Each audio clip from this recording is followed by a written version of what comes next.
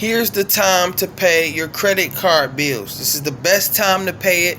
I've had credit cards for over 6 to 7 years, and I have not done this right yet. This year, I actually found out how to pay your credit cards to where it benefits you with your credit.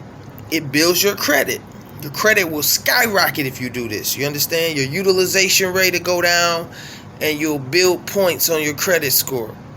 Now listen, you have a statement date and you have a due date. The due date is important, but not as important as the statement date. The due date is important because you want to pay it by the due date because you don't want to pay interest. So let's say your due date is on the 20th. Your statement date could be on the 24th or the 23rd or the 25th.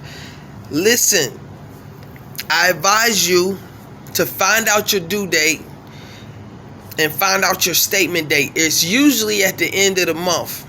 So you want to pay off that due date either before the due date or on the due date. Don't wait till the next day, because if you wait till the next day, you're going to pay interest. You don't want to pay interest. That's the whole thing. We don't want to pay interest. Okay? So here's the setup. On the due date, pay it. Or pay it the day before. Then don't touch the cards. Don't even touch them. Leave them alone. Let them sit. Let them marinate. Don't touch your cards after you done paid on the due date. Okay? Now, after the due date and after the statement date, you want to wait. You probably want to wait till like the end of the month or the beginning of the next month, because usually that's when you're going to be able to use the card again.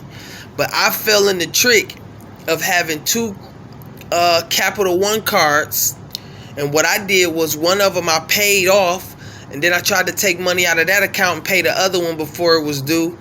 And what happened was it didn't help, because they tricked me into putting the statement date around the same time as both of the cards. So I couldn't do that transfer balance thing that I was going to do.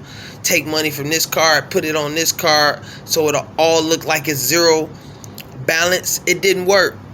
So be careful when you get two cards of the same, because what they're going to do is they're going to set up the statement date around the same time for both cards.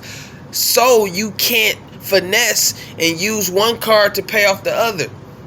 But if you get a different card and it has a different statement date, then you can do this. Just watch out and be careful.